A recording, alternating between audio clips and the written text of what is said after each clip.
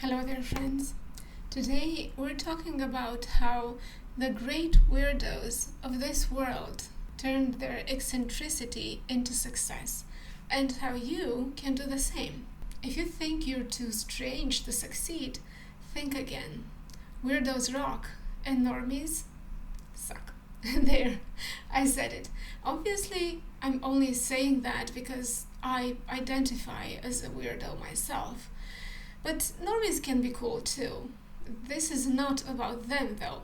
This is about those of us who get a lot of backlash for our strange ways.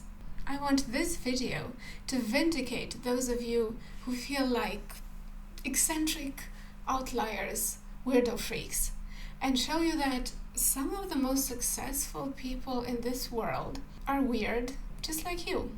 Well, not exactly like you, because no two weirdos are created equal, unlike normies who are all the same. Okay, enough normie bashing. If you've ever felt like a weirdo or you've been labeled as one, and if you want to be successful, you need to know that your weirdness might just be your biggest strength. So, what does weird really mean? It means unusual in a strange and unsettling way. So the opposite of the usual. So non-conforming, different, thinking for yourself. That's exactly what the great weirdos of this world are. Different. And if you want to give me that everybody is special crap, please stop watching. This video is obviously not for you.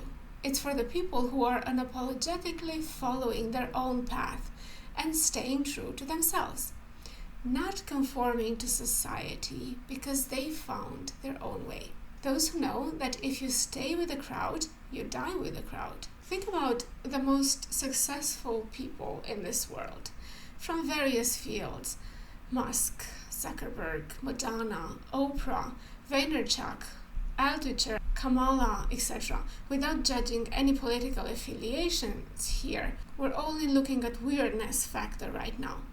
Does any of them seem like your run-of-the-mill, typical human to you? I bet not. So do you still think it's your weirdness that's keeping you from becoming successful? No.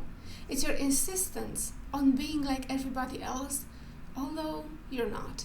If you use it right, being weird is one of the most powerful assets at your disposal to catapult you wherever you want to go.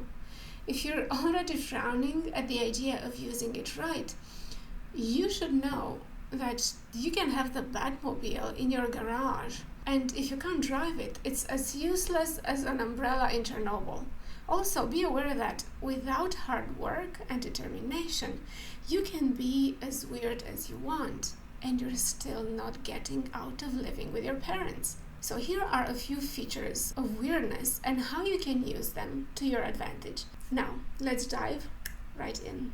Number one feature: weirdos isolate from the world. You're going to hate this one, and it might cause a lot of damage on other sides of your life, but weirdos aren't usually the life of the party. And it's for good reason. The party needs people who conform, with huge empty smiles on their faces. The trendsetters and outliers need time alone to work on ideas and blend them together into magic.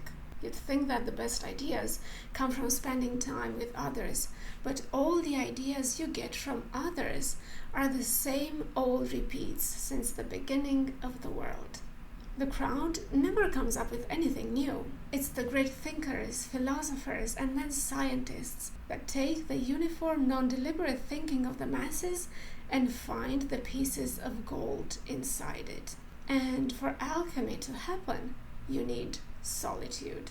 The great eccentrics are solitary, not for the loneliness of it, but because creativity and intelligence need them to be in their own bubble, like an experiment in a petri dish. Don't be afraid to let the others party their life away, and you do what you do best. Use life as the boundless experiment that it is.